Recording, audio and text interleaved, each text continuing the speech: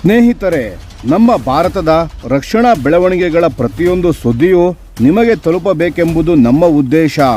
ನಿಮ್ಮ ಒಂದು ಸಬ್ಸ್ಕ್ರೈಬ್ ನಮಗೆ ದೊಡ್ಡ ಪ್ರೋತ್ಸಾಹ. ದಯವಿಟ್ಟು ಸಬ್ಸ್ಕ್ರೈಬ್ ಮಾಡುವುದರ ಮೂಲಕ ಪ್ರೋತ್ಸಾಹ ನೀಡಿ ಎಂದು ನಿಮ್ಮಲ್ಲಿ ಕೇಳಿಕೊಳ್ಳುತ್ತೇವೆ. ನಮಸ್ಕಾರ ಗೆಳೆಯರೇ, ದೇಶ ಪ್ರೇಮಿಗಳೇ, ನಮ್ಮ ಕನ್ನಡ ಡಿಫೆನ್ಸ್ ನ್ಯೂಸ್ ಯೂಟ್ಯೂಬ್ ಚಾನಲ್ಗೆ ಸ್ವಾಗತ ನಿಮಗೆ.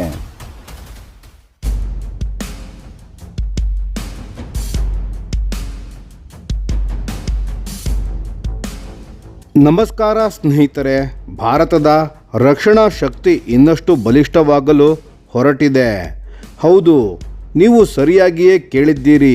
ಭಾರತ ಈಗ ರಷ್ಯಾದಿಂದ ಇನ್ನೂ 5 S-400 ಸುದರ್ಶನ ವಾಯು ರಕ್ಷಣಾ ಕ್ಷಿಪಣಿ ಸ್ಕ್ವಾಡ್ರನ್ಗಳನ್ನು ಖರೀದಿಸಲು ಮುಂದಾಗಿದೆ. ಇದು ಯಾಕೆ ಮಹತ್ವದ ನಿರ್ಧಾರ ಅಂತ ತಿಳಿಯಬೇಕಾ? ಹಾಗಿದ್ದರೆ ಈ ವಿಡಿಯೋ ಕೊನೆಯವರೆಗೂ ನೋಡಿ. ಗೆಳೆಯರೇ, ಕಳೆದ ವರ್ಷ ನಡೆದ ಆಪರೇಷನ್ ಸಿಂಧೂರ್ ಬಗ್ಗೆ ನಿಮಗೆ ನೆನಪಿದೆಯಲ್ವಾ? ಆ ಯುದ್ಧದಲ್ಲಿ ಭಾರತದ S-400 ವಾಯು ರಕ್ಷಣಾ ವ್ಯವಸ್ಥೆಗಳು ಅದ್ಭುತವಾಗಿ ಕೆಲಸ ಮಾಡಿತು.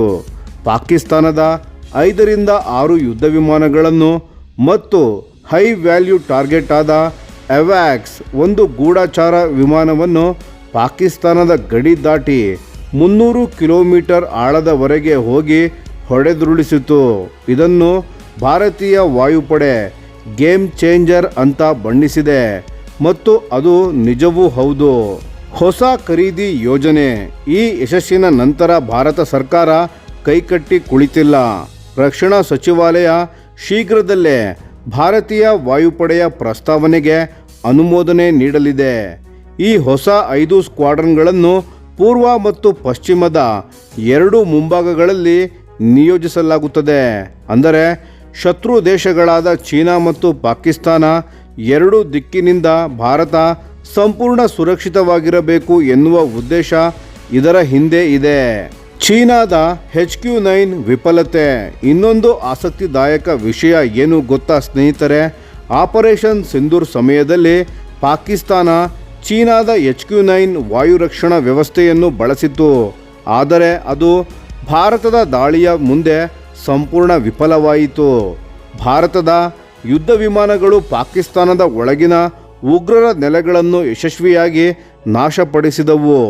ಭಾರತದ ದಾಳಿಯನ್ನು ಚೀನಾದ HQ-9 ಏರ್ ಡಿಫೆನ್ಸ್ ಸಿಸ್ಟಮ್ ತಡೆಯಲು ಆಗಲಿಲ್ಲ. ಅಷ್ಟೇ ಅಲ್ಲ, ಈ ಚೀನಿ ವ್ಯವಸ್ಥೆ ವೆನಿಜುವೆಲಾದಲ್ಲೂ ಕೂಡ ವಿಫಲವಾಯಿತು ಮತ್ತು ಅಮೆರಿಕ ಮತ್ತು ಇಸ್ರೇಲ್ ಆಪರೇಷನ್ ಎಪಿಕ್ ಫ್ಯೂರಿ ಸಮಯದಲ್ಲಿ ಇರಾನ್ ವಿರುದ್ಧ ನಡೆಸಿದ ಕಾರ್ಯಾಚರಣೆಯಲ್ಲೂ ಈ ಏರ್ ಡಿಫೆನ್ಸ್ ಸಿಸ್ಟಮ್ಗಳು ಸೋಲನ್ನು ಅನುಭವಿಸಿತು. ಇದರಿಂದ ಒಂದು ಸ್ಪಷ್ಟ ಸಂದೇಶ ಇದೆ. ರಷ್ಯಾದ S-400 ಇಂದು ವಿಶ್ವದ ಅತ್ಯುತ್ತಮ ವಾಯು ರಕ್ಷಣಾ ವ್ಯವಸ್ಥೆಯಾಗಿದೆ. ಪ್ರಸ್ತುತ ಸ್ಥಿತಿ ಮತ್ತು ಇತಿಹಾಸ. ಸ್ನೇಹಿತರೆ, ಭಾರತ 2018ರಲ್ಲಿ ರಷ್ಯಾ ಜೊತೆ 5 S-400 ಸ್ಕ್ವಾಡ್ರನ್ಗಳ ಒಪ್ಪಂದ ಮಾಡಿಕೊಂಡಿತ್ತು. ಅದರಲ್ಲಿ 3 ಸ್ಕ್ವಾಡ್ರನ್ಗಳು ಈಗಾಗಲೇ ಭಾರತದ ಸೇನೆಗೆ ಸೇರ್ಪಡೆಯಾಗಿ ಕಾರ್ಯನಿರ್ವಹಿಸುತ್ತಿವೆ. ಉಳಿದ 2 ಸ್ಕ್ವಾಡ್ರನ್ಗಳನ್ನು ರಷ್ಯಾದಿಂದ ತ್ವರಿತವಾಗಿ ತರಿಸಿಕೊಳ್ಳಲು ಭಾರತ ಒತ್ತಡ ಹಾಕುತ್ತಿದೆ. ಜೊತೆಗೆ ಕ್ಷಿಪಣಿಗಳ ಸಂಖ್ಯೆಯನ್ನು ಹೆಚ್ಚಿಸಲು ರಷ್ಯಾದ ಜೊತೆ ಮಾತುಕತೆ ನಡೆಯುತ್ತಿದೆ ಮತ್ತು ಹೊಸ ಟೆಂಡರ್ ಕೂಡ ಶೀಘ್ರದಲ್ಲೇ ಮರು ಹೊರಡಿಸಲಾಗುತ್ತದೆ ಎಂದು ಮೂಲಗಳು ತಿಳಿಸಿವೆ. ಆದರೆ ಭಾರತ ಕೇವಲ ವಿದೇಶಿ ಶಸ್ತ್ರಾಸ್ತ್ರಗಳ ಮೇಲೆ ಅವಲಂಬಿತವಾಗಿ ಉಳಿಯಲು ಬಯಸುತ್ತಿಲ್ಲ. ಭಾರತದ DRDO ಸಂಸ್ಥೆ ಪ್ರಾಜೆಕ್ಟ್ ಕುಶ ಅಡಿಯಲ್ಲಿ ಸ್ವದೇಶಿ ದೀರ್ಘ ಶ್ರೇಣಿಯ ವಾಯು ರಕ್ಷಣಾ ವ್ಯವಸ್ಥೆಯನ್ನು ಅಭಿವೃದ್ಧಿಪಡಿಸುತ್ತಿದೆ. ಇದು ನಿಜಕ್ಕೂ ಮೇಕ್ ಇನ್ ಇಂಡಿಯಾದ ಹೆಮ್ಮೆಯ ನಡೆ. ಮುಂದಿನ ದಿನಗಳಲ್ಲಿ ಭಾರತ ತನ್ನದೇ ಆದ ಶಕ್ತಿಶಾಲಿ ಕ್ಷಿಪಣಿ ವ್ಯವಸ್ಥೆಯನ್ನು ಹೊಂದಲಿದೆ. ಹಾಗಾದರೆ ಸ್ನೇಹಿತರೆ, ಭಾರತ ಆಕಾಶ ರಕ್ಷಣೆಯಲ್ಲಿ ಹೊಸ ಮೈಲುಗಲ್ಲು ಸ್ಥಾಪಿಸಲು ಸಂಪೂರ್ಣ ಸಿದ್ಧವಾಗಿದೆ. S-400 ಸಿಸ್ಟಮ್ ಮತ್ತಷ್ಟು ಶಕ್ತಿಶಾಲಿಯಾಗಿ ಭಾರತದ ರಕ್ಷಣೆ ಮಾಡಲಿದೆ. ಸ್ನೇಹಿತರೆ, ಈ ಮಾಹಿತಿಯ ಬಗ್ಗೆ ನಿಮ್ಮ ಅನಿಸಿಕೆ ಮತ್ತು ಅಭಿಪ್ರಾಯಗಳನ್ನು ದಯವಿಟ್ಟು ಕಾಮೆಂಟ್ ಮಾಡಿ ತಿಳಿಸಿ. ಧನ್ಯವಾದಗಳು.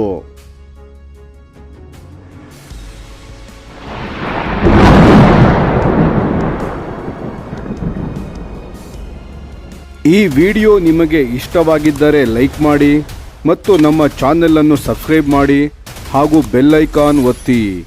ಯಾವ ಅಪ್ಡೇಟ್ಗೂ ಮಿಸ್ ಆಗಬೇಡಿ. ಡಿಫೆನ್ಸ್ ಸುದ್ದಿಗಳನ್ನು ತ್ವರಿತವಾಗಿ ಪಡೆಯಿರಿ. ನಿಮ್ಮ ಬೆಂಬಲವೇ ನಮ್ಮ ಶಕ್ತಿ. ಭಾರತ ಬಲಿಷ್ಠವಾಗಲಿ ಎಂದು ಆಶಿಸುತ್ತಾ ಭಾರತ ಮಾತೆಗೆ ಜೈ. ಧನ್ಯವಾದಗಳು.